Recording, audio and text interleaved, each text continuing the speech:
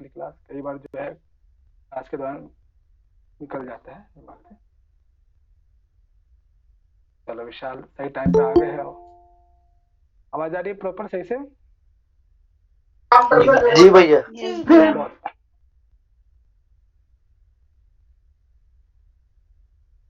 Share हो रहा है।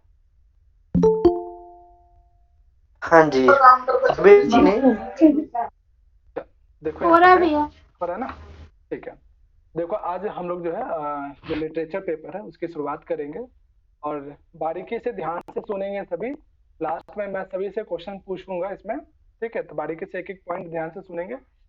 ये जो टॉपिक शुरू हो रहा है इसमें बिल्कुल फैक्चुअल चीज है, इसमें ऐसा बहुत ज्यादा समझाने वाली चीज कुछ ऐसा दार्शनिक चीज नहीं है, ठीक है? आपको चीजों को फैक्ट चीज है इसमें याद रखना चाहिए, ठीक है?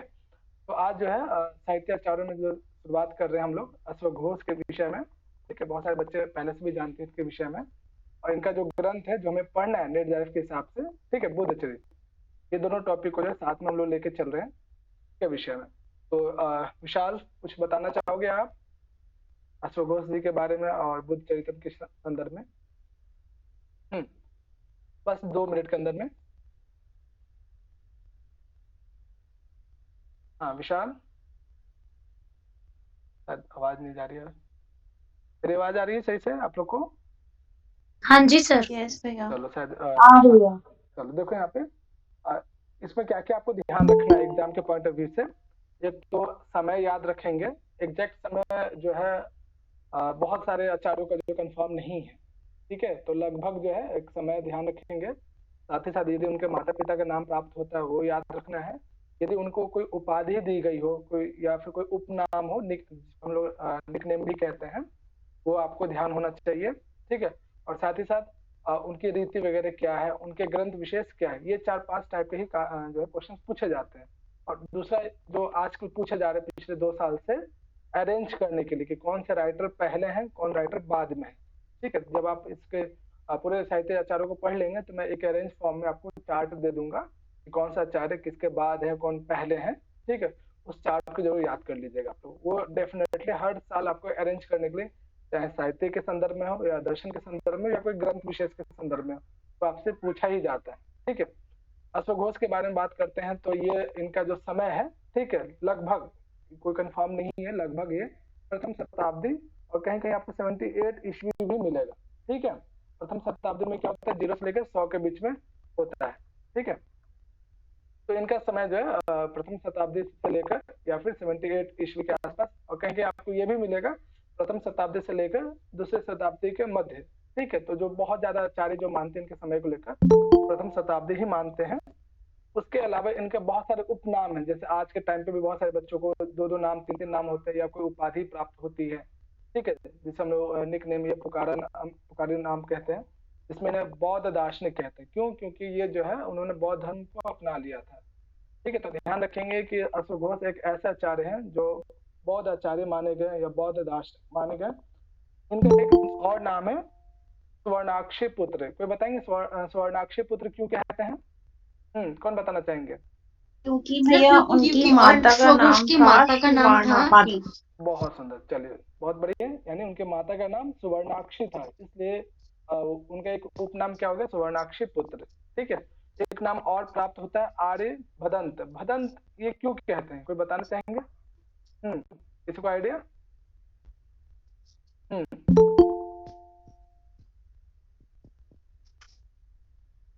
जब ये जन्म इनका हुआ था, बौद्ध कवि होने की वजह से, हाँ बौद्ध कवि होने के कारण।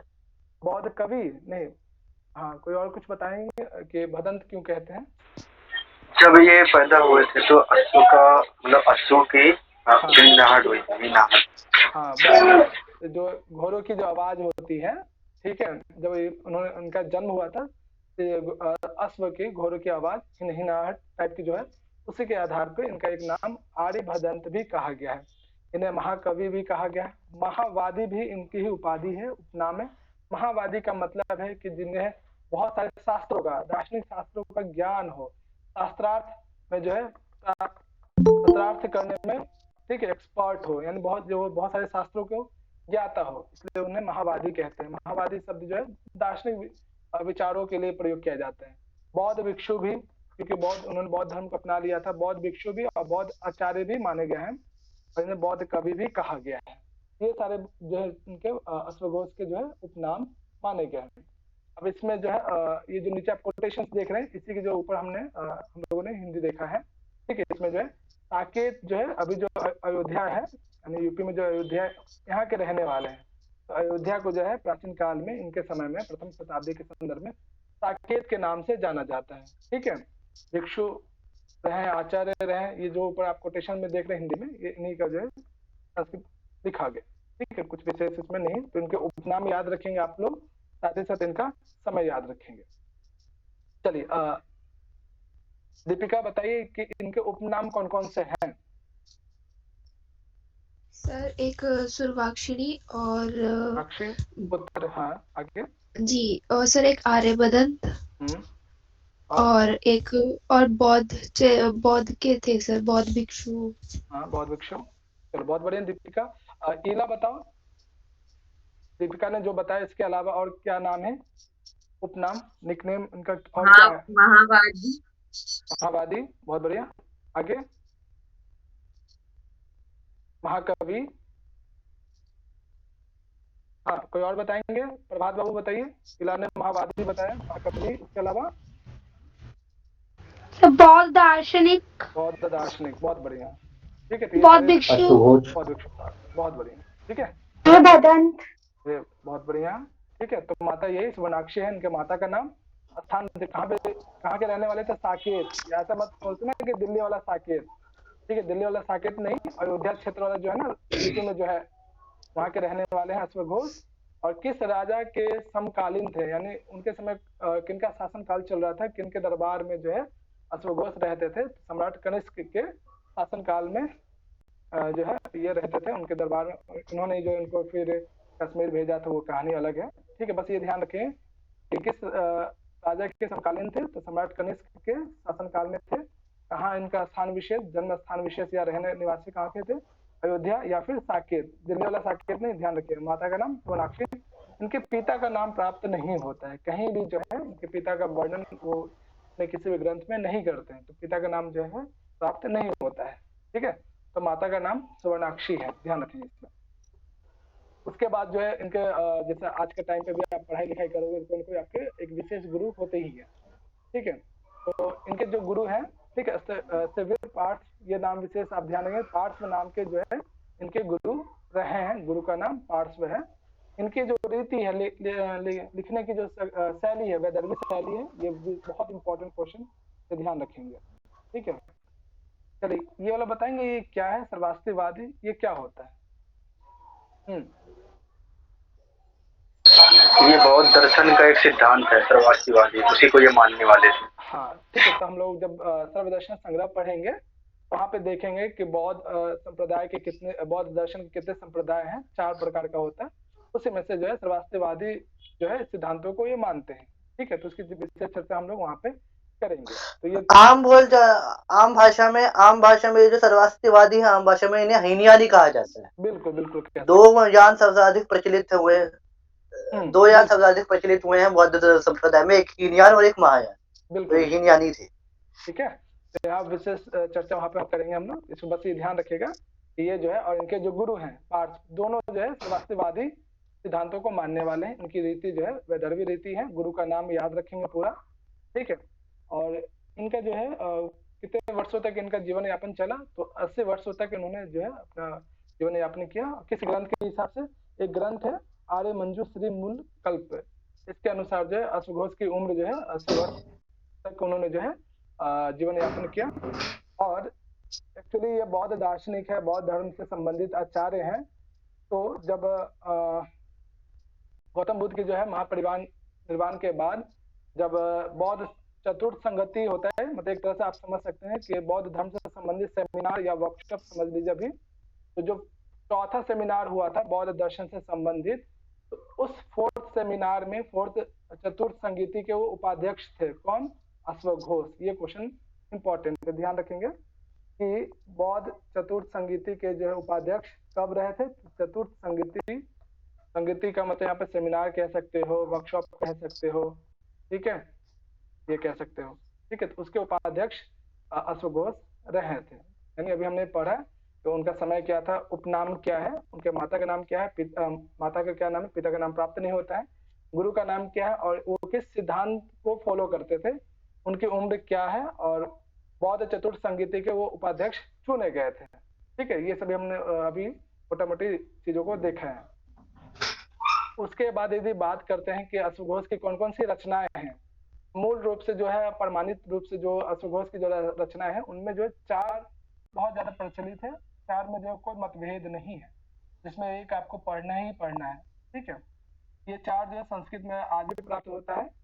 ठीक, पूर्ण रूप से तो सभी ग्रंथ नहीं प्राप्त होते, एक ही ग्रंथ जो है पूर्ण रूप से प्राप्त होता है। बाकी जो आप 3 देखते हैं, ठीक है, अभी मैं इस पर डिस्कशन करूंगा। जैसे बुद्ध चरित है, तो बुद्ध चरित जो है चीनी और तिब्बती अनुवादों में जो है 28 सर्गों में था, लेकिन आज वर्तमान समय में जो है संस्कृत लैंग्वेज में अगर देखा जाए सिर्फ और सिर्फ 14 सर्ग ही हमें प्राप्त होता है, तो अश्वघोष जी ने लिखा था। ठीक है, ये पॉइंट ध्यान रखेंगे। सौंदर्य नंद एक ऐसा ग्रंथ है जो अश्वघोष के द्वारा लिखा गया, पूर्ण रूप से प्राप्त आज भी प्राप्त होता है सौंदर्य नंद ग्रंथ, जिसमें 18 सर्ग है, और ये जो संस्कृत महाकाव्य है, यानी बुद्ध चरित और सौंदर्यनंद ये दोनों क्या है, संस्कृत महाकाव्य है। इन दोनों में सौंदर्यनंद जो है पूर्ण रूप से आज भी प्राप्त होता है, और सौंदर्यनंद में कितने सर्ग है, 18 सर्ग है। सारे पुत्र प्रकरण एक ऐसा ग्रंथ है, एक रूपक है, एक प्रकरण ग्रंथ है जिसमें 9 अंक हैं। ये भी पूर्ण प्राप्त नहीं होता है, कुछ ही पाठ इसके प्राप्त होते हैं। उसके बाद जो है राष्ट्रपाल नामक जो एक नाटक है, जो संस्कृत में अभी प्राप्त नहीं है, ये सिर्फ अनुवाद के फॉर्म में जो है चीनी लैंग्वेज में जो है प्राप्त होता है, और ये कैसा गैर नाटक है इसे। ठीक है, ये 4 जो है विशेष रूप से अश्वघोष के रचनाकार या अश्वघोष की रचना मानी जाती है। इसके अतिरिक्त जो आप नीचे ये देख रहे हो, ये किसी न किसी अनुवाद के फॉर्म में, संस्कृत के फॉर्म में अभी प्राप्त नहीं होता है, अनुवाद के फॉर्म में जो अलग अलग चीनी अनुवाद में या तिब्बती अनुवाद में आज भी जो है प्राप्त होता है। ठीक है, लेकिन संस्कृत फॉर्म में ये प्राप्त नहीं हो पा रहा है। इसमें ये बस आपको नाम याद रखना है, सूत्रालंकार, वज्र सूची, महायान श्रद्धोत्पाद, गंडी स्तोत्र गाथा, निरात्म्य परिप्रेक्षा, 57 स्तोत्र और त्रिदंड माला। बस ये आप नाम याद रखेंगे, इसके बारे में यदि याद कर पाते तो ठीक है, अन्यथा इसकी कोई आवश्यकता नहीं है, एग्जाम के पॉइंट ऑफ व्यू से इंपॉर्टेंट नहीं है। बस ये नाम कौन कौन से जो ग्रंथ है, ठीक है, ये जो बाकी ये जो 4 तो आपको हर हाल में याद रखना ही है। ठीक है, इन 4 में से कौन इसके अश्वघोष के रचनाकार हैं, ठीक है, कितने सर्ग प्राप्त होते हैं, सारे पुत्र प्रकरण किसका ग्रंथ है, ऐसे। या फिर इसमें क्वेश्चन क्या कैसे बन सकता है, 4 में से कोई एक बुक दे दिया जाएगा, पूछा जाएगा क्या ये अश्वघोष की रचना है, तो इसमें कितने सर्ग है, बस ये। बाकी इसमें डिटेल से हम बुद्ध चरित्र के विषय में पढ़ेंगे। ठीक है, ये जो है इसका प्रथम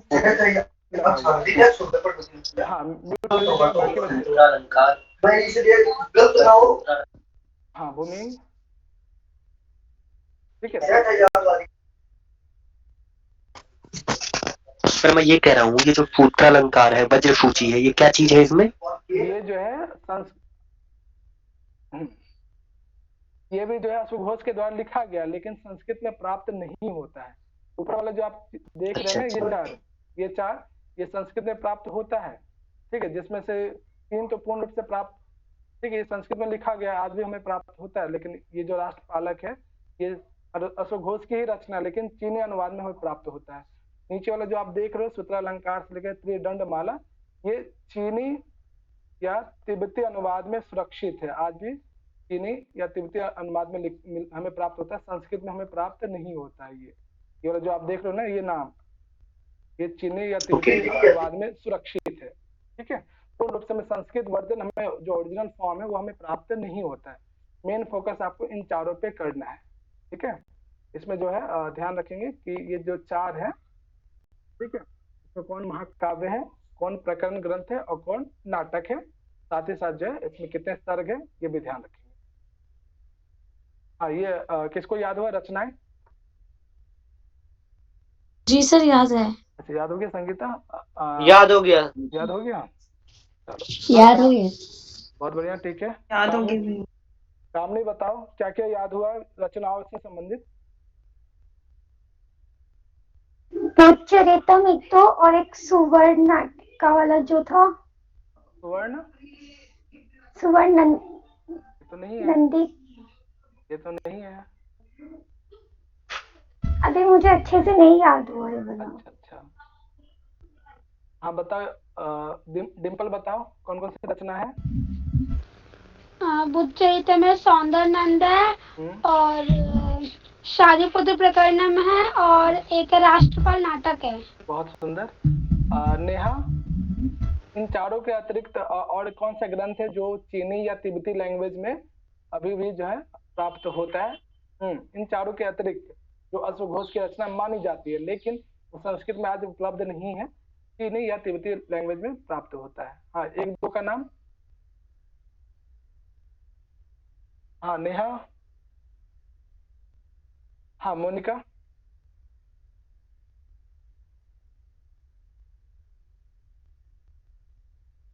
कौन बताना चाहेंगे।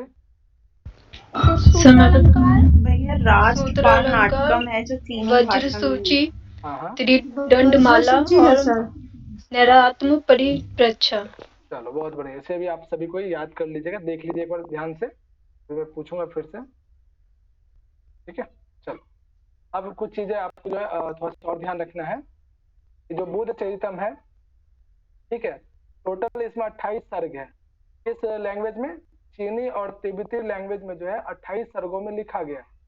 ठीक है, लेकिन जो संस्कृत में आज हमें जो प्राप्त होता है उसमें 14 सर्गे भी है, ये ध्यान रखिए इस चीज को। कि जो है चीनी और तिब्बती लैंग्वेज में जो बुद्ध चरित्र हमें प्राप्त होता है उसमें 28 सर्ग है, लेकिन संस्कृत भाषा में जो है कितने सर्ग हमें प्राप्त होते हैं, 14 सर्ग होते हैं। ठीक है, ये पॉइंट याद रखिएगा। तो उसके बाद जो है कि सबसे पहले बुद्ध चरितम ग्रंथ को जो है इंग्लिश में ट्रांसलेशन किसने किया, तो E.H. जॉन्स्टन ने किया। तो ये नाम आप याद रखेंगे। ठीक है, इन्हीं के कारण जो है आज जो आप संस्कृत में बुद्ध चरितम पढ़ेंगे, इनके कारण ही जो है हम लोग पढ़ पाते हैं। इन्होंने इंग्लिश में किया, आगे चल के एक राम प्रसाद जी हैं और हर प्रसाद, इनके बदौलत जो है हम लोग हिंदी से संस्कृत में पढ़ते हैं, वो आगे देखेंगे भी। तो ये नाम आप याद रखेंगे, इंग्लिश में ट्रांसलेशन किसने किया। उसके बाद जो है रामचंद्र दास जी जो है, ठीक है, इन्होंने इस इंग्लिश ट्रांसलेशन को क्या किया, संस्कृत में अनुवाद कर दिया। ठीक है, संपूर्ण बुद्ध चरितम को जो है इस इंग्लिश वाले के आधार पे जो है संस्कृत में अनुवाद किया था। इनका नाम याद रखेंगे, रामचंद्र दास शास्त्री। ठीक है, बहुत इंपॉर्टेंट पर्सन है, इनके बदौलत जो है आप संस्कृत में आज पढ़ पाते हैं। ठीक है, अब एक क्वेश्चन आता है कि बुद्ध चरितम का जो चीनी अनुवाद किसने किया। सबसे पहले तो संस्कृत में अश्वघोष जी ने लिख दिया होगा, ठीक है, लेकिन जो है चीनी अनुवाद जो है, इनके अनुवादकर्ता का नाम फो सो हिंग सन किंग ऐसे जो है एक चाइनीज है, इन्होंने जो है सबसे पहले जो है बुद्ध चरितम को जो है चीनी में अनुवाद किया था। ठीक है, और ये पूरा नाम इनका धर्मक्षेम नामक भारतीय भिक्षु। ठीक है, ये चीनी अनुवाद के ग्रंथ का नाम है और ये धर्मक्षेम नामक, ठीक है, ये भिक्षु हैं जिन्होंने चीनी में अनुवाद किया था। और इस पुस्तक का नाम जो है चीनी लैंग्वेज, चाइनीज लैंग्वेज में ये कहा गया है। ठीक है, ध्यान रखिए, ये चीजें याद है। याद हो गई जी जी। चलो तो हाँ रितिका,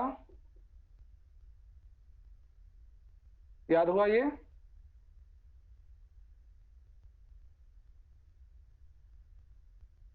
हाँ निकिता बताएंगे आप, ये जो आप स्लाइड देख रहे हो इसमें क्या क्या याद हो गया आपको।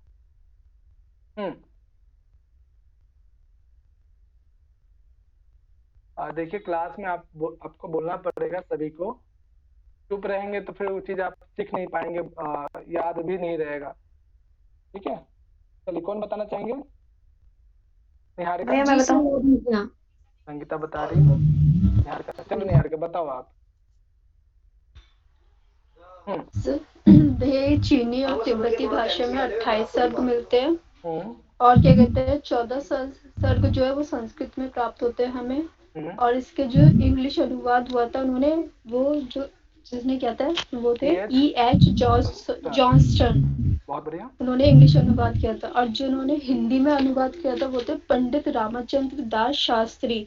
बहुत सुंदर। और उसके बाद जो चीनी जो राइटर थे उन्होंने फो सो हिंग तस किंग ने किया था। धर्मशास्त्र, उनको धर्मक्षेत्र सोम नामक भारतीय भिक्षु भी कहते हैं।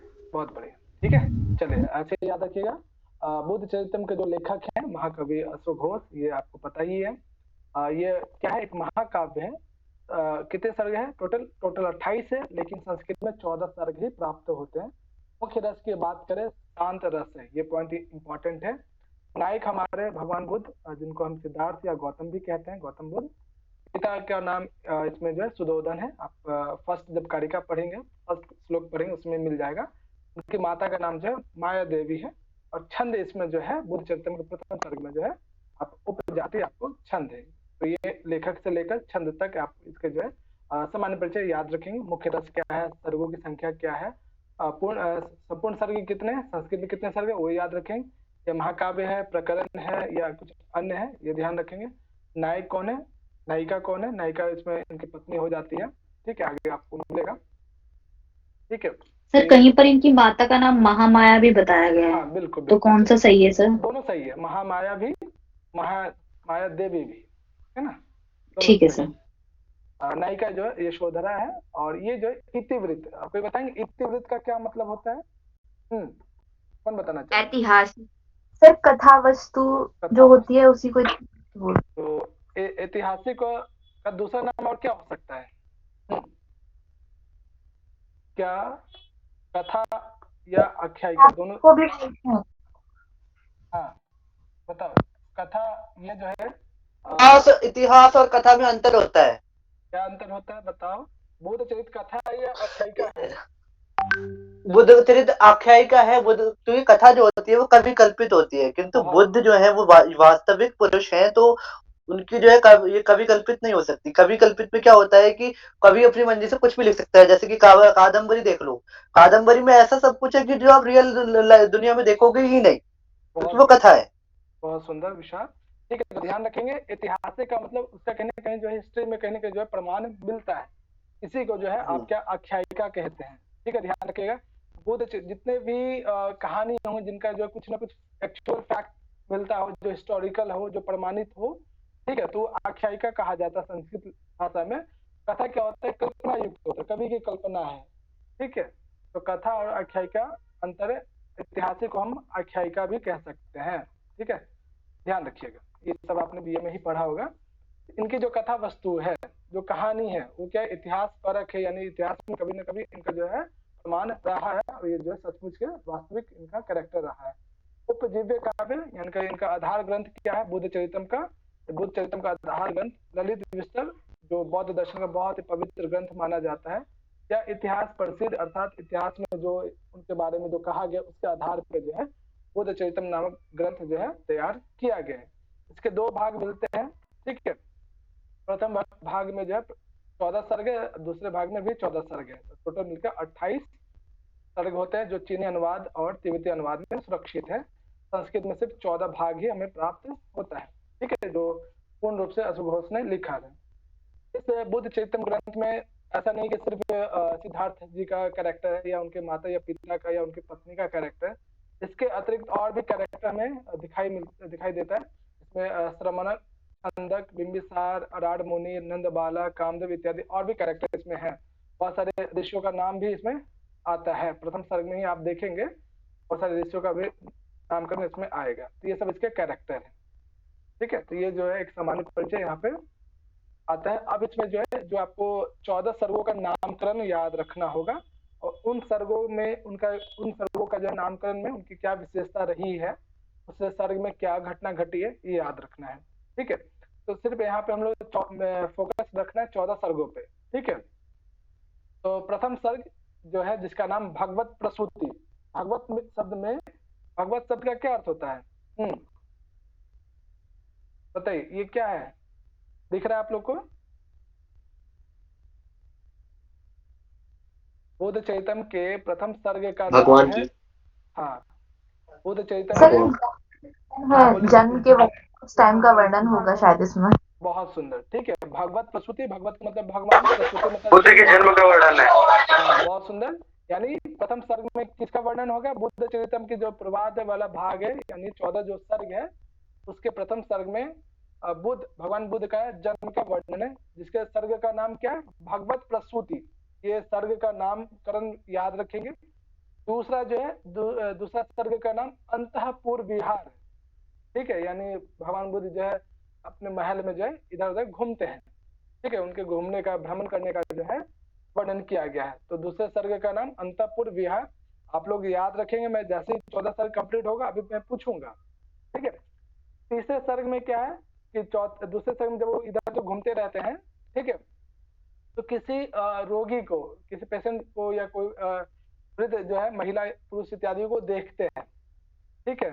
देखने के अंदर उनके अंदर जो इमोशंस उत्पन्न हो जाता है, ठीक है, एक दुख की भावना उत्पन्न हो जाती है कि ये दुख क्यों है, लोग बूढ़े क्यों हो रहे हैं, लोग बीमार क्यों पड़ रहे हैं। मुझे लगता है आप लोगों को कहानी पता होगी कैसे उनको जो है इस तरह की भावना उत्पन्न होती है। तो तीसरे सर्ग का नाम है संवेग उत्पत्ति। संधिविच्छेद कर लेंगे तो संवेगो उत्पत्ति, यानी किसी न किसी रोगी को देखकर या किसी बूढ़े इंसान को देखकर अंदर जो है संवेग, उनके प्रति सहानुभूति की भावना जो है उत्पन्न होती है, एक इमोशंस उत्पन्न होने लगता है, जिसके आधार पर तीसरे सर्ग का नामकरण क्या होगा, संवेगो उत्पत्ति, ठीक है। अब किसी के प्रति जो है गौतम बुद्ध को जो है इस तरह का भावना उत्पन्न होने लगता है, तो चौथे सर्ग में जो उनको जो है संसार से मोह माया होने लगता है, वो स्त्रियों से दूर भागने लगते हैं, ठीक है। तो चौथे सर्ग में क्या घटना है कि स्त्रियां जो है उनके पास आना चाहती हैं, ठीक है, ताकि उनको माता पिता को जो है ज्योतिषियों ने बता दिया था कि आपका बेटा बड़ा हो चलकर जो है संसार से विमुख होकर सन्यासी बन जाएगा, ठीक है। तो ऋषियों ने, ज्योतिषियों ने क्या कहा था कि आप अपने बेटों को शादी करा दीजिए, ठीक है, ताकि जो है उनका जो है मोह भंग न हो। तो चौथे सर्ग में क्या होता है, जिसका नाम है स्त्री विघातन या स्त्री निवारण। इसमें क्या होता है, बहुत सारी स्त्रियां जो है सिद्धार्थ को जो है मोहने के लिए जो है प्रयत्न करती है, लेकिन सिद्धार्थ हमेशा जो है उनकी नजरअंदाज कर देता है। इसलिए जो है चतुर्थ सर्ग का जो नाम है स्त्री विघातन या स्त्री निवारण सर्ग रखा गया है।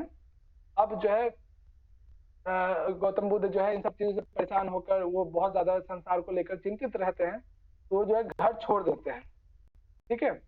तो पंचम सर्ग में जो है महाविनिष्क्रमण, यानी सिद्धार्थ का जो है अपने घर से जो है निकलना, बाहर घर को छोड़ना, महल इत्यादि को छोड़कर चले जाना, इसका वर्णन है पंचम सर्ग में, जिसका नाम है महाविनिष्क्रमण। और जैसे वो बाहर निकलते तो ऐसा तो नहीं है कि राजा जो उनके पिता हैं सुयोधन उनको अकेले छोड़ देंगे कि नहीं जाने दो, उनके लिए जो एक रथ, ठीक है, एक सारथी जो है तैयार किया जाता है कि जाके इसे आप नगर से बाहर छोड़ दो, ठीक है। तो सारथी का नाम है छंदक। ये सारथी का नाम याद रखेंगे। ये छंदक क्या करता है कि सिद्धार्थ को जो है बाहर में जो है छोड़ के आ जाता है, जिसके सर्ग का नाम क्या है, छंदक निर्वर्तन या छंदक विसर्जन। ये छंद का नाम, ये सर्ग का नाम है, याद रखेंगे। उसके बाद जो है जैसे नगर से बाहर निकलते हैं तो एक आश्रम में चले जाते हैं, तपोवन में प्रवेश करते हैं, ठीक है, जिसका नाम है सप्तम वर्ग का नाम तपोवन प्रवेश, यानी भगवत प्रसूति, अंतःपुर विहार, संवेगोत्पत्ति, स्त्री विघातन या स्त्री निवारण। पांचवा घर से छोड़ देते हैं, घर छोड़ देते हैं, जिसका नाम है महानिष्क्रमण। छठा है कि उनके सारथी जो उनको छोड़ने जाते हैं नगर से बाहर, तो उसका नाम हो जाता है छंदक निवर्तन या छंदक विसर्जन। और सातवां है तपोवन प्रवेश, यानी आगे चल के एक ऋषि आएंगे, ठीक है, उनके आश्रम में जो है चले जाते हैं। अब ये बताइए कि ये सर्ग किसको किसको याद हो गया है? सर हो गया। चलो विशाल को हो गया है। चलो संदीप, डिम्पल को भी हो गया, प्रभात को भी हो गया। हाँ डिम्पल मुझे भी हो गया। मुझे भी सर मैं दिल्ली से बाहर हूँ। अच्छा दिल्ली से बाहर से संदीप, अभी चलो कोई बात नहीं, ध्यान से यस सर। ठीक है, ध्यान से हाँ जी हाँ जी। हाँ चलो डिम्पल, तीसरे सर्ग का क्या नाम है? हाँ डिम्पल सर मैं बताऊं? बताओ भैया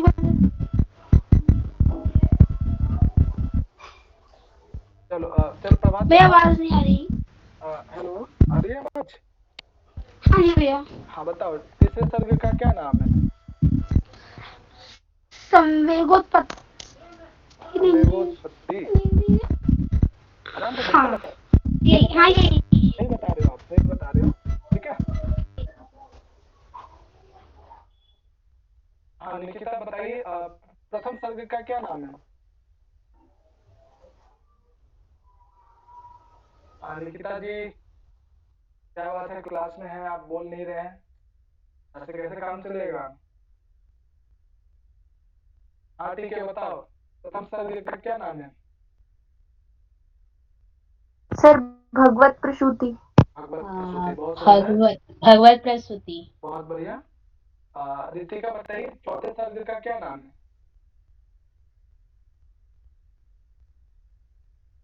हाँ रितिका, आपकी आवाज नहीं आ रही है। आपकी आवाज बिल्कुल नहीं आ रही है।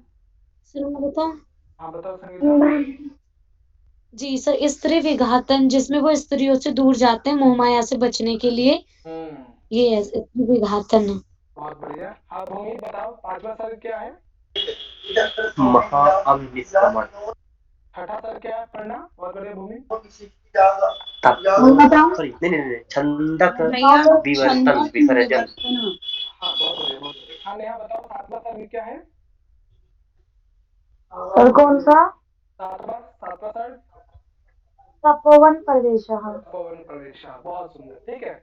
अब देखो तपोवन में चले जाते हैं, घर बार छोड़ देते हैं, अब क्या होता है कि अंदर जो अंतपुर में महल में रहने वाली जो स्त्रियां हैं, नारियां हैं, वो सभी क्या रोने लगती है, ठीक है। तो अगला जो है आठवां सर, वो अंतपुर विलाप, यानी अंतपुर में रहने वाली जो भी स्त्री हैं, स्त्री कैरेक्टर जो भी रहा, उनकी माता या उनकी पत्नी, ठीक है, वो बहुत ज्यादा रोने लगती हैं, इसलिए इनका जो है वर्णन अष्टम सर्ग में है, जिसका नाम जो है अंतपुर विलाप, ठीक है।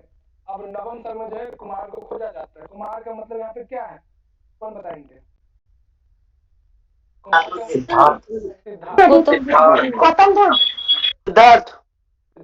गौतम बुद्ध, बहुत बढ़िया, ठीक है।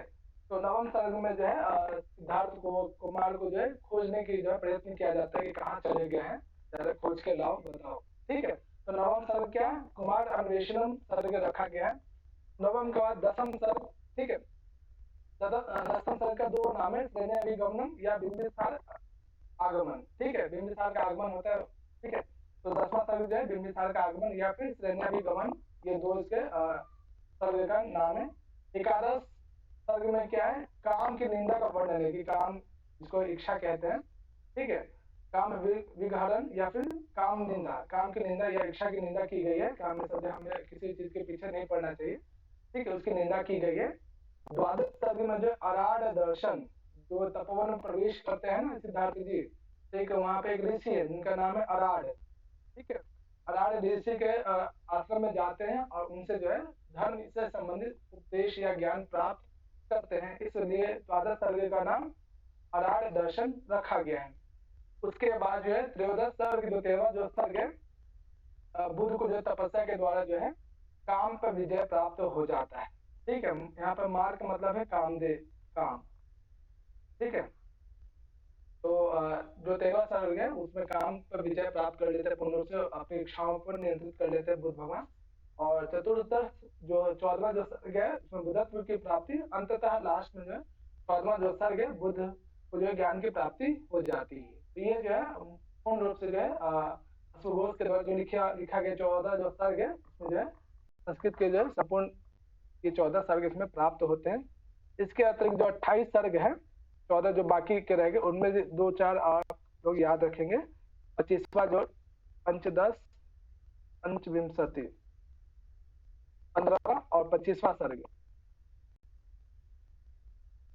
15वां सर्ग में क्या होता है? धर्म चक्र प्रवर्तन, यानी लोगों को जाकर अलग अलग जगह जाकर जो है भगवान बुद्ध जो है धर्म से संबंधित जो है प्रचार प्रसार करते हैं, उपदेश देते हैं। और पंचविंशति सर्ग, 25वें सर्ग में जो है महापरिनिर्वाण, उनके जो है उन्हें मोक्ष की प्राप्ति हो जाती है, अर्थात जो है स्वर्गवास या फिर मोक्ष या केवल्य की प्राप्ति हो जाती है। ये मोटा मोटी जो है आपको इतने सर्गों के बारे में सामान्य परिचय पता होना चाहिए। सामान्य परिचय ना पता हो लेकिन कम से कम उनके नामकरण जरूर याद रखेंगे, इस सर्ग का क्या नाम है, ठीक है। तो प्रथम सर्ग से लेकर 14 सर्ग के अतिरिक्त जो 25वां और 15वां सर्ग है, इसे भी आप लोग याद रखेंगे। विषय वस्तु ज्यादा इंपॉर्टेंट है 15वां और 25वें का। चलिए फटाफट इसे याद कर लीजिए, 1 से लेकर 14 तक। इससे याद हो गया है मुझे? बहुत बढ़िया विशाल। और किसे याद हुआ? दीपिका जी सर, याद हो गई। याद हो गया? हाँ जी सर। जी भैया। बहुत बढ़िया। प्रियंका सर बताओ, मुझे जो 14वां जो सर्ग है, चतुर्दश सर्ग, उसका नाम क्या है?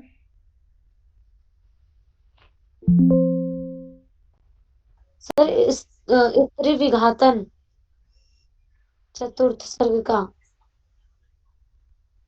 प्रियंका है? हाँ प्रियंका, जो 14वां सर्ग का क्या नाम है?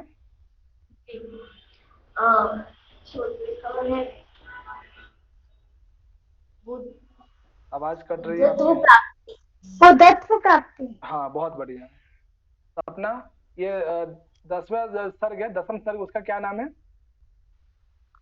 सर बिंबसार गमन। बिंबिसार गमन। उसका दूसरा नाम क्या है? सर दूसरा सर दूसरा याद नहीं आ रहा। श्रेयाभिगमनम। हाँ, श्रेयाभिगमनम। अराड दर्शन जो है, ये किस सर्ग का नाम है? अराड दर्शन, सर 12वां 12वां पाठ। बहुत बढ़िया। आकाश बाबू, 12वां सर्ग। ये जो धर्म चक्र प्रवर्तन है, किस सर्ग का नाम है? 15वां। 25वां कौन सा है? महापरिनिर्वाण। महापरिनिर्वाण। ठीक है, चलो बहुत बढ़िया। तो सर्गों को जो है आप सभी जो है याद रखिएगा। ठीक है, सर्ग में जो है सर्ग विशेष का नाम क्या है। उसके बाद देखिए यहाँ पे स्क्रीन शेयर हो रहा है?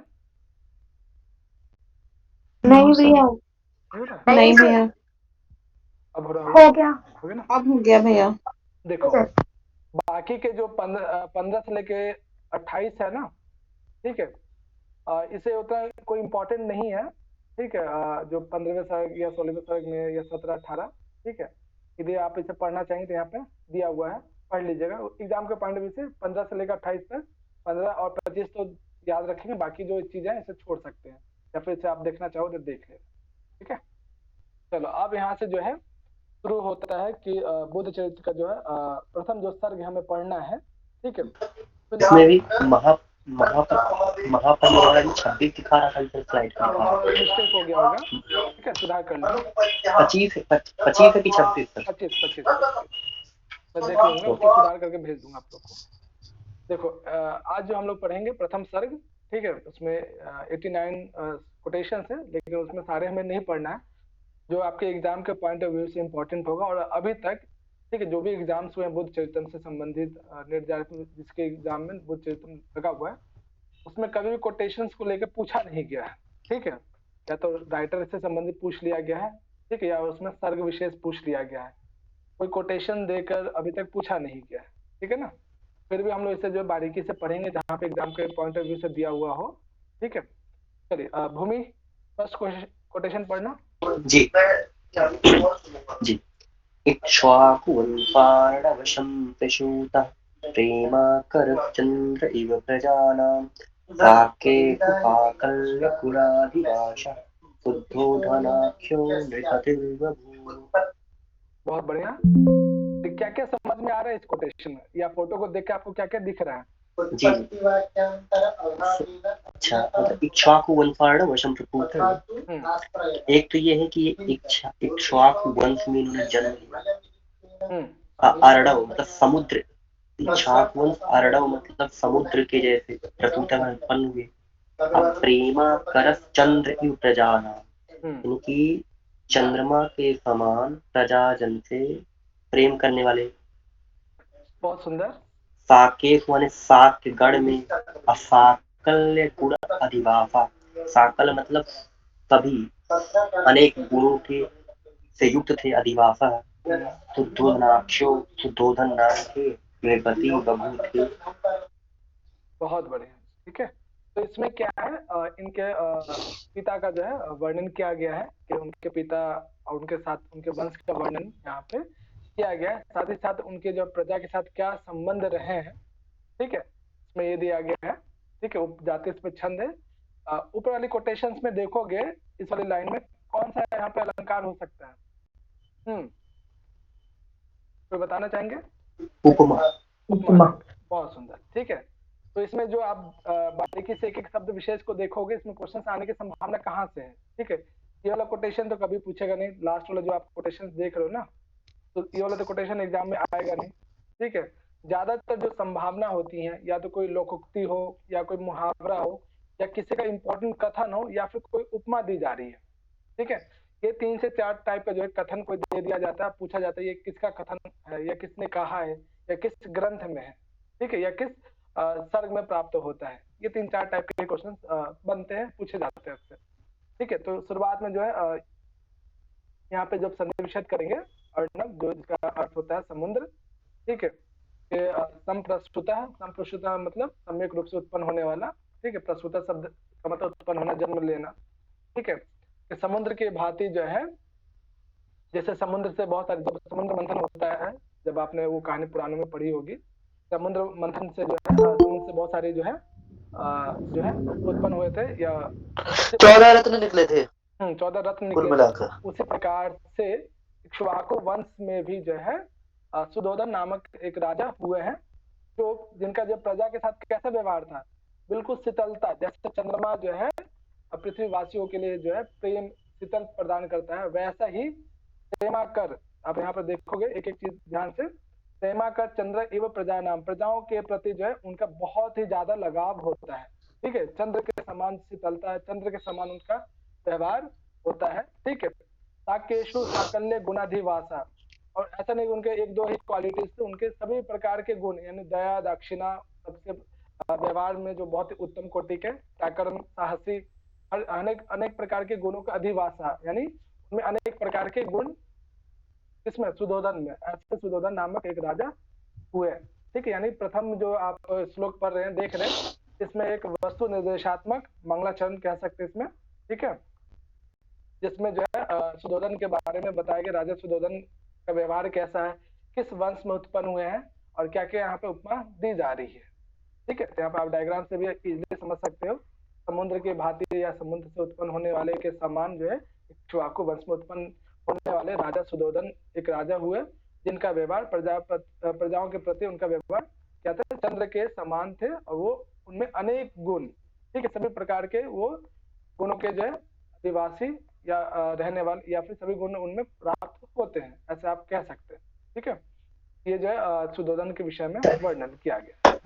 इस कोटेशन में कहीं कोई, मैं ये कह रहा हूँ हाँ जी, अभी मैं इसकी मतलब वर्ड कर रहा था, मतलब मात्राएं लिख रहा था, तो इसमें इंद्र वज्र आ रहा है, शायद इंद्र वज्र जगह का से तगण तगण जगण, अंत में तो गुरु वर्ण देख लेना, लेकिन इंद्र वज्र आ रहा है, ध्यान से देखो। उपजाति में पर उपजाति में इंद्र वज्र और उपेंद्र वज्र दोनों आ जाते हैं, उपजाति में दोनों आएंगे। उपेंद्र वज्र बंद जी, इसमें उपेंद्र वज्र तो नीचे वाली भी देख लेंगे। अच्छा, ओके। अब यहाँ पे जो है इसका वर्णन हो गया है राजा का। ठीक है, तो दूसरे कोटेशंस में जो है उनकी पत्नी का वर्णन आता है।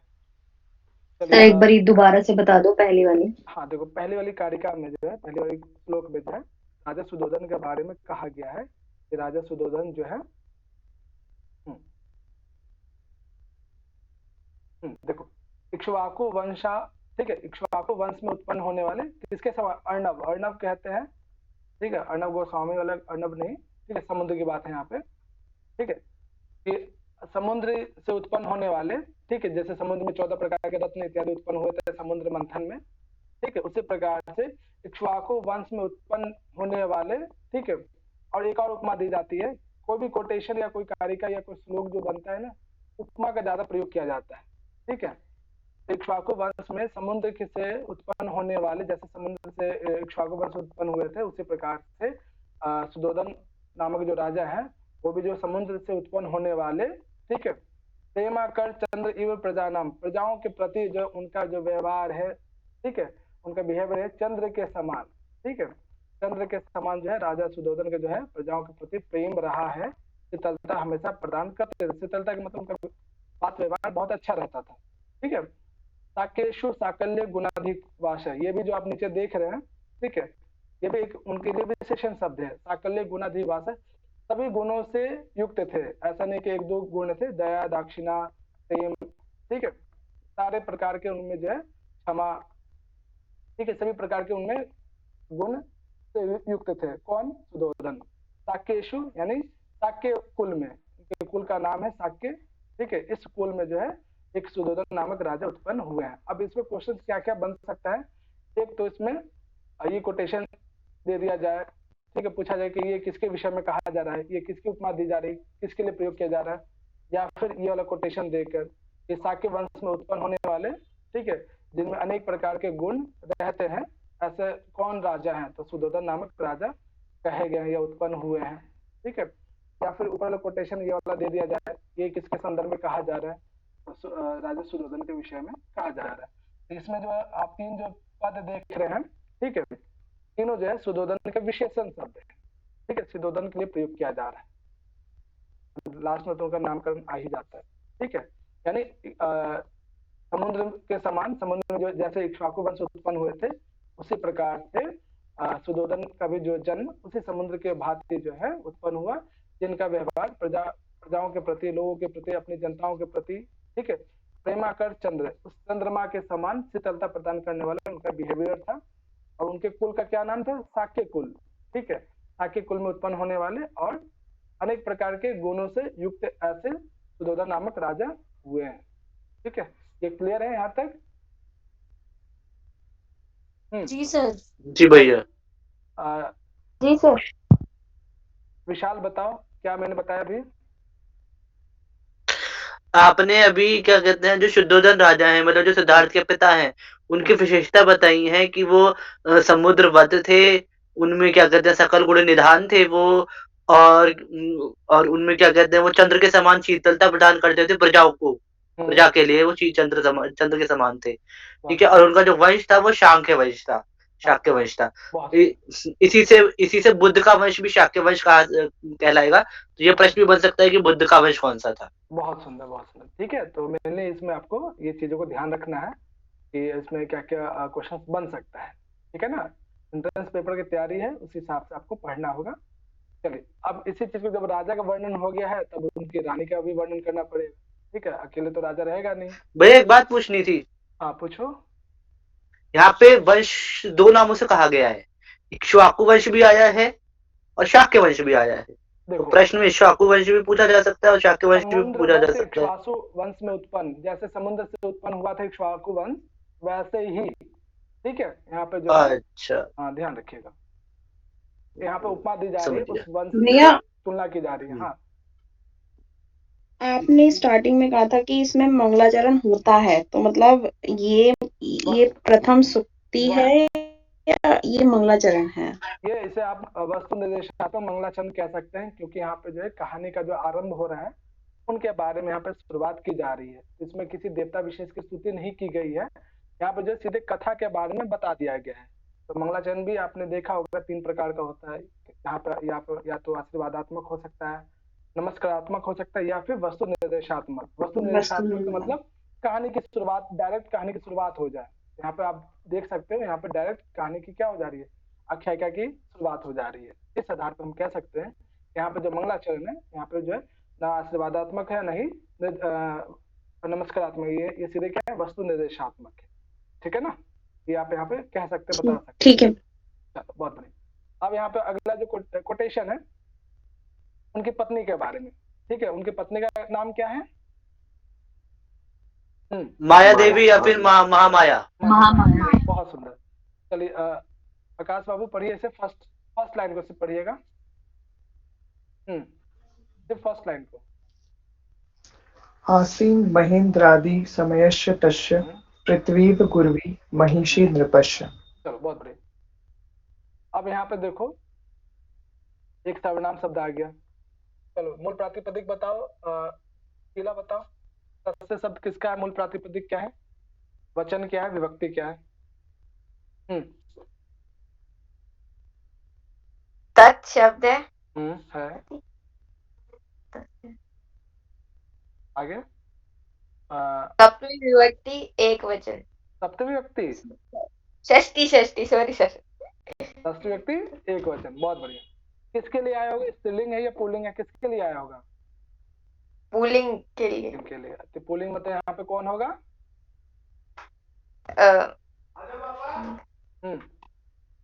राजा सुधोधन। राजा सुधोधन, बहुत बढ़िया। अब देखो यहाँ पे क्या है, राजा सुधोधन की पत्नी के बारे में वर्णन किया गया है। यहाँ पे जो है उपमा का प्रयोग या फिर उनकी विशेषता का प्रयोग किया गया है। तो देखिए यहाँ पे आप शब्द इजिली देख पाएंगे।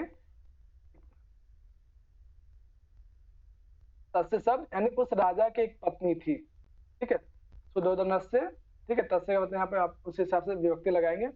यहाँ पे आप जो देख रहे हैं निरपस्य मतलब यहाँ पे राजा की बात की जा रही है, ठीक है। पृथ्वी इव गुरवी महिषी, ठीक है। अब यहाँ पे पृथ्वी के समान, यहाँ पे इवल आ गया, उपमा अलंकार आ गया यहाँ पे डायरेक्ट, ठीक है। तो किसी भी कोटेशन को पढ़ो तो बारीकी से यदि संधि विच्छेद कर पा रहे हो संधि विच्छेद कर लीजिए। यदि कहीं पे वो सर्वनाम शब्द आ रहा है सर्वनाम देख लीजिए, ठीक है, किसके लिए प्रयोग किया जा रहा है वो देख लीजिए। तो यहाँ पे आप जो देख रहे हैं उस सुधोधन की जो पत्नी है वो पत्नी कैसी? पृथ्वी के समान। पृथ्वी के समान कैसे? गुरवी। गुरवी इसका मतलब क्या होता है? कौन बताएंगे? और महिषी, महिषी का मतलब कोई बताएंगे? एक महिषी तो भैंस होती है। तो भैंस की बात हुई। महिषी रानी है। बहुत बढ़िया सर, वो महिष होती है, महिष। हाँ ठीक है। गुरवी मतलब जिसको कहते हैं प्राउड फील या गौरव, ठीक है। यानी पृथ्वी के समान ही जैसे आप पृथ्वी को लेकर या भारत देश को गौरवान्वित महसूस करते हैं, वैसे ही वो राजा भी जो है अपनी पत्नी महिषी, ठीक है, अपनी पत्नी माया देवी, ठीक है, या फिर महामाया के प्रति जो है वो उसका लगाव था, ठीक है। और यहाँ पे जो आप शब्द देख रहे हैं महेंद्र आदि समस्या, ठीक है, ये जो है किसके लिए प्रयोग किया जा रहा है, कौन बताएंगे? हिमालय पर वो महेंद्र पर्वत के समान। हाँ, महेंद्र पर्वत उस राजा की, उस राजा की, यानी किसके लिए प्रयोग किया जा रहा है ये विशेषण शब्द, ये बताइए। सुधोधन। बहुत बढ़िया, ठीक है। यानी हिमालय पर्वत, ठीक है, महेंद्र पर्वत, यानी उसी की बात की जा रही है कि उसी पर्वत के समान वो उस राजा के लिए जो क्या थी, उनकी रानी क्या थी, पृथ्वी के समान, ठीक है। यानी राजा के लिए भी विशेषण शब्द का प्रयोग कर दिया गया है, ठीक है, साथ ही साथ उनकी पत्नी के लिए भी प्रयोग कर दिया गया है, ठीक। अब देखिए नीचे आप देखेंगे सीलेन, मूल प्रातिपदिक निकाल लेंगे तो इजिली हो जाएगा, ठीक है। सीलेन संधि विच्छेद करेंगे तो कांता शब्द आएगा, ठीक है, सील, ठीक है, और कांता, कांता मतलब होता है प्रिय, जो सबसे ज्यादा प्रिय हो, प्रियतमा, ठीक है। सील का मतलब भैया मैं इस श्लोक का भाव समझ गया। समझ गया? बताओ विशाल जी। यहाँ पे ना जिस तरह से पर्वत जो होता है, पर्वत को धारण करती है पृथ्वी, पृथ्वी इस तरह से पर्वत को धारण करती है कि वो उसको मतलब कभी गिरने नहीं देती, कभी उसको मतलब उसको इस तरह से उसको डिगने नहीं देती। इस प्रकार से जो एक राजा होता है, रानी जो होती है वो उसके लिए पृथ्वी समान होती है। वो उसको हर उसमें, हर परिस्थिति में, हर उसमें संभाल लेती है। बहुत बढ़िया विशाल। तो आपकी कौन है रानी जो आपको संभालती है? फिलहाल कोई नहीं और ना कोई होगी। ऐसे कैसे कह रहे कोई नहीं होगी? कोई ना कोई तो होगी, या फिर आने वाले टाइम में तो हो ही जाएगी, जो आपको भी नहीं भैया, मुझे मैं खुद स्वयं कभी हूँ ना, तो मुझे समझ में आ जाता है फिर वो चीज। अच्छा, चलो बहुत बढ़िया।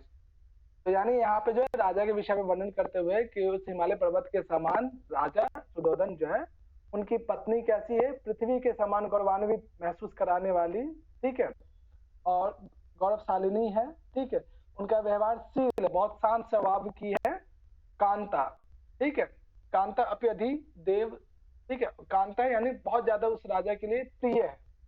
और यहाँ पे इनका नाम भी आ जाता है माया इति, ठीक है। उनकी पत्नी का नाम क्या है? माया नाम की पत्नी है, माया नाम की उनकी जो है रानी है। वो क्या है? शिव रत्न सारा। अब देखिए यहाँ पे ये शब्द भी जो है इसके लिए प्रयोग किया गया है, उनकी पत्नी के लिए, यानी माया के लिए, पत्नी के लिए। हाँ, सभी रत्नों का सार, ठीक है, यानी उनकी जो पत्नी है सभी रत्नों से भी ज्यादा जो है कीमती है। यहाँ पे अर्थ आप निकाल सकते हैं। तो यहाँ पे जो आप प्रथम शब्द देख रहे हैं राजा का विशेषण शब्द है, इसके बाद ये जो सभी शब्द देख रहे हैं उनकी पत्नी का विशेषण है। शिव रत्न सारा भी क्या है? उनकी पत्नी का विशेषण है। माया का नाम यहाँ पर आ गया। शील उनके व्यवहार कैसा है, बहुत ही शांत प्रिय है, ठीक है। और राजा के लिए वो क्या है, कांता है, यानी बहुत ज्यादा उनको प्रिय है, ठीक है। ऐसे जो है माया नाम की जो है उनकी पत्नी या उनकी रानी हुई, ठीक है। यानी शुरुआत में जो है सुयोधन राजा का वर्णन है, दूसरे वाले में उनकी पत्नी का वर्णन है। ये कोटेशन समझ में आया, यहाँ कहीं कोई प्रॉब्लम? जी भैया आ गया। आगे सिर्फ विशाल को आया है या सबको आया है? सर समझ आ गया। सर लास्ट वाला शब्द एक बार बता दीजिए, कांते अपे अधिदेव तेव। हाँ, संदेशित करूँ तो इसमें कांता शब्द भैया लास्ट वाली लाइन पूरी बता दूं। देखो, शीलेन कांताप्यधिदेव, ठीक है। देखो दो शब्द इसमें निकाल लो, एक कांता एक शीलेन। शील कहते हैं कि व्यक्ति बहुत ही सुशील है, अच्छा है, यानी उसका बात व्यवहार क्या अच्छा है, बातचीत या व्यवहार क्या है, अच्छा है। और कांता मतलब प्रियतमा। तो वो जो है माया क्या है, अपने पति अर्थात अपने राजा सुयोधन के प्रति उसका बात व्यवहार कैसा है, वार्तालाप कैसा है, बहुत ही अच्छा है उसका व्यवहार, शील है कांता। और वो अपने राजा के प्रति क्या है, प्रियतमा है, वो अपने राजा के लिए क्या प्रियतमा है, ठीक है। बस ये आपको अधिदेव इव सन्निवेशित कर लोगे तो ये भी पद आप निकाल सकते हो, अधिदेव, ठीक है, अधिदेवता इव। जैसे देवताओं को जो है अपनी देवताओं को जो है देवताओं के समान ही जो है उनकी पत्नी जो है क्या है, कांता युक्त है, शील युक्त है, ऐसे भी इसका अर्थ निकाल सकते हो, ठीक है। इसमें क्वेश्चन कैसे बन सकता है, ये वाला कोटेशन तो पूछेगा नहीं, ठीक है। माया का नाम आगे तो इजिली आप बता दोगे कि माया शब्द जो है बुद्ध चरित्रम से संबंधित है। क्वेश्चन इसमें बहुत अच्छा बन सकता है कि इसमें जो फर्स्ट वाला जो कोटेशन है, ठीक है, इसमें तस्य शब्द किसके लिए प्रयोग किया गया, ये पूछा जा सकता है। दूसरा, हाँ बहुत बढ़िया, ये वाला कोटेशन दे दिया जाए, इसमें पूछा शिव रत्न सारा किसके लिए प्रयोग किया जा रहा है, तो माया के लिए प्रयोग किया जा रहा है, ठीक है, माया, बहुत बढ़िया, ठीक है। या फिर यहाँ पे ये भी पूछा जा सकता है, ये कोटेशन, ठीक है, ये उपमा किसके लिए प्रयोग किया जा रहा है, तो ये जो है माया के लिए प्रयोग किया जा रहा है। निरपस्य शब्द किसके लिए प्रयोग किया गया है, तो राजा सुयोधन के लिए प्रयोग किया गया है। हाँ बहुत बढ़िया। ये जो है आपको इस तरीके से आपको पढ़ना है सारे कोटेशंस को, कहीं पे सर्वनाम शब्द आ रहा है तो किसके लिए प्रयोग किया जा रहा है, ठीक है, या विशेषण शब्द प्रयोग हुआ है उस कोटेशन में तो किसके लिए प्रयोग किया गया है। इस तरह से यदि आप सारे लिटरेचर को पढ़ोगे तो मुझे लगता है कहीं भी कोई प्रॉब्लम नहीं होगा। और दूसरी बात, लिटरेचर में इतने कोटेशंस आपको मिलेंगे, कई जगह तो ऐसे ऐसे एक जैसा ही कोटेशंस है, देख के आपको लगेगा कि इस ग्रंथ में भी है उस ग्रंथ में भी है, कंफ्यूजन हो जाएगा। तो लिटरेचर को स्ट्रॉन्ग बनाने के लिए आपको सबसे अच्छा उपाय यही है, जितना ज्यादा से ज्यादा आप पढ़ें, रिवाइज करें चीजों को। तो आप रिवाइज नहीं करेंगे तो बिल्कुल भूल जाएंगे इसमें कहानी क्या है, क्या चल रहा है, किसने कहा, ठीक है। तो बिल्कुल रिवीजन वाला ये चीज है, इसको तो बारीकी से जैसे जैसे हम लोग आगे बढ़ते जा रहे हैं वैसे वैसे आप लोग कोशिश कीजिए सेम डेज को ही चीजों को रिवाइज कर लीजिए, ठीक है। रिवाइज करने का इसका फायदा आपको एग्जाम के टाइम पे भी मिलेगा और संडे को जब हम लोग टेस्ट लेंगे उस टाइम पे भी हेल्पफुल होगा। तो चीजों को जैसे जैसे हम लोग पढ़ते जा रहे हैं रिवाइज करते रहिए, नहीं तो बहुत ज्यादा बर्डन बढ़ जाएगा, ठीक है। आने वाला टाइम में बहुत जल्द एग्जाम भी हो जाएगा आप लोग का। आज की जो है यहीं तक पढ़ते हैं, कल फिर हम लोग इसके बाद की जो कोटेशन उसमें ये प्रश्न ये पूछा था बुद्ध चरित से एक पंक्ति की, यथा हिरण्य शुचि धातु मध्य मेरु गिरिनाम सरसर।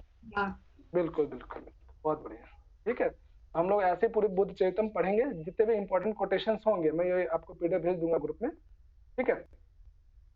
उसको देख लीजिएगा और साथ ही साथ जो कोशिश कीजिएगा आगे की कारिकाओं को जो है श्लोक को जो है पढ़ के आने के लिए, उसके विषय वस्तु क्या है, उसमें क्या कोटेशन प्रयोग किया गया, सर्वनाम शब्द क्या है इत्यादि वगैरह, ठीक है। चलो अब कुछ पूछना है आप लोग को तो पूछ सकते हैं आप लोग। भैया जो पढ़ाया है इसका पीडीएफ भेजिएगा ग्रुप में।